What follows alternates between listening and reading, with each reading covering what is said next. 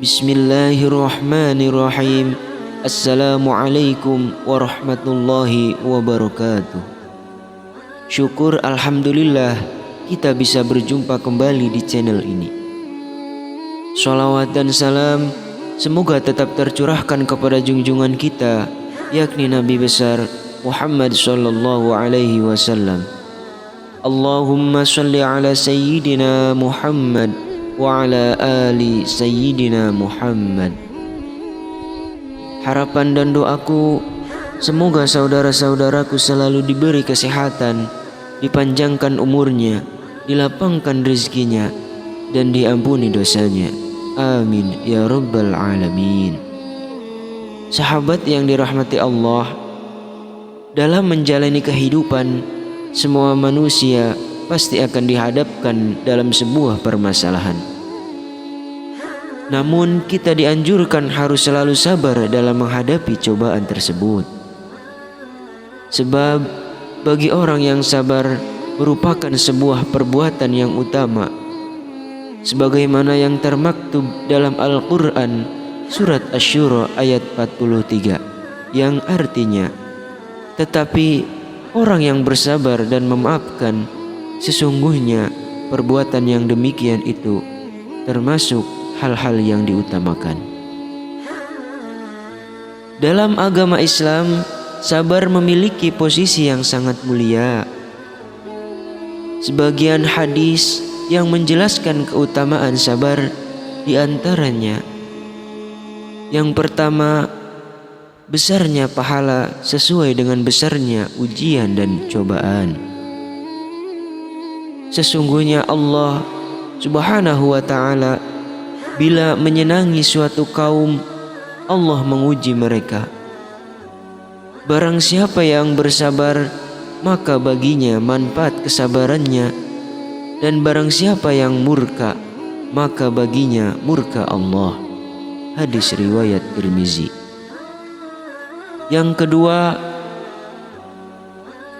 tiada seorang muslim tertusuk duri atau yang lebih dari itu, kecuali Allah mencatat baginya kebaikan dan menghapus darinya dosa. Hadis riwayat Bukhari. Yang ketiga, Sa'ad bin Abi Waqqas berkata, aku bertanya kepada Rasulullah sallallahu alaihi wasallam, ya Rasulullah, siapakah orang yang paling berat ujian dan cobaannya? Nabi Muhammad sallallahu alaihi wasallam menjawab, para nabi, kemudian yang meniru mereka, dan yang meniru mereka. Seseorang diuji menurut kadar agamanya. Kalau agamanya tipis, dia diuji sesuai dengan itu. Dan bila imannya kokoh, dia diuji sesuai dengan itu juga. Seorang diuji terus-menerus sehingga dia berjalan di muka bumi bersih dari dosa-dosa. Hadis riwayat Bukhari. Yang keempat, barang siapa yang dikehendaki Allah kebaikan baginya, maka dia diuji atau dicoba dengan suatu musibah. Hadis riwayat Bukhari. Yang kelima, seorang hamba memiliki suatu derajat di surga ketika dia tidak dapat mencapainya dengan amal-amal kebaikannya, maka Allah menguji dan mencobanya agar dia mencapai derajat itu. Hadis riwayat At-Tabrani.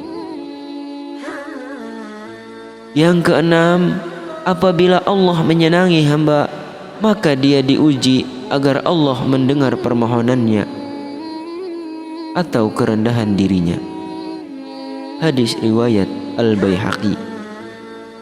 Yang ketujuh, apabila aku menguji hambaku dengan membutakan kedua matanya dan dia bersabar, maka aku ganti kedua matanya dengan syurga.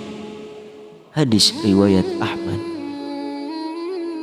Yang kedelapan, tiada seorang mukmin ditimpa rasa sakit, kelelahan, kepayahan, diserang penyakit atau kesedihan sampai pun duri yang menusuk tubuhnya, kecuali dengan itu Allah menghapus dosa-dosanya. Hadis riwayat Bukhari. Yang kesembilan, seorang mukmin meskipun dia masuk ke dalam lubang biawak, Allah akan menentukan baginya orang yang mengganggunya. Hadis riwayat Al-Bazzar. Yang kesepuluh, tidak semestinya seorang muslim menghina dirinya. Para sahabat bertanya, bagaimana menghina dirinya itu? Ya Rasulullah, Nabi Muhammad SAW menjawab, melibatkan diri dalam ujian dan cobaan yang dia tak tahan menderitanya. Hadis riwayat Ahmad dan Tirmizi. Yang ke-11, bukanlah dari golongan kami orang yang menampar-nampar pipinya dan merobek-robek bajunya, apalagi berdoa dengan doa-doa jahiliyah. Hadis riwayat Bukhari. Yang ke-12, dari Abdullah bin Mas'ud radhiyallahu anhu, beliau berkata, Rasulullah SAW bersabda, bukan dari golongan kami yang menampar-nampar pipi, mengoyak-ngoyak baju, dan meratap dengan ratapan jahiliyah. Hadis riwayat Bukhari dan Muslim. Yang ke-13, Allah menguji hambanya dengan menimpakan musibah sebagaimana seorang menguji kemurnian emas dengan api. Ada yang keluar emas murni, itulah yang dilindungi Allah dari keraguan-raguan. Ada juga yang kurang dari itu, dan itulah yang selalu ragu. Ada yang keluar seperti emas hitam, dan itu yang memang ditimpa fitnah atau musibah. Hadis riwayat At-Tabrani. Yang ke-14, salah seorang dari mereka lebih senang mengalami ujian dan cobaan daripada seorang dari kamu senang menerima pemberian. Hadis riwayat Abu Ya'la. Yang ke-15, sesungguhnya Allah Azza wa Jalla menguji hambanya dengan menimpa rezeki yang diberikan Allah kepadanya. Kalau dia ridho dengan bagian yang diterimanya, maka Allah akan memberkahinya dan meluaskan pemberiannya. Kalau dia tidak ridho dengan pemberiannya, maka Allah tidak akan memberinya berkah. Hadis riwayat Ahmad. Yang ke-16, barang siapa ditimpa musibah dalam hartanya atau pada dirinya, lalu dirahasiakannya dan tidak dikeluhkannya kepada siapapun, maka menjadi hak atas Allah untuk mengampuninya. Hadis riwayat At-Tabrani. Yang ke-17, bencana yang paling payah ialah bila kamu membutuhkan apa yang ada di tangan orang lain dan kamu ditolak pemberiannya. Hadis riwayat Ad-Dailami.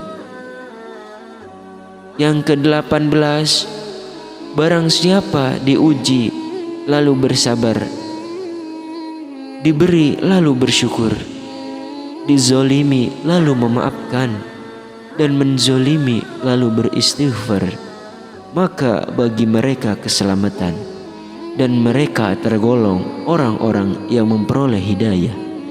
Hadis riwayat Al-Baihaqi. Wallahu a'lam bishawab. Demikian yang dapat saya sampaikan, semoga bermanfaat untuk kalian semua, dan semoga kita bisa mendapatkannya dan mampu menjalaninya di dunia dan di akhirat, dan kita mampu mendapatkan tempat yang tinggi sebagaimana Allah telah janjikan. Amin ya rabbal alamin. Wassalamualaikum warahmatullahi wabarakatuh.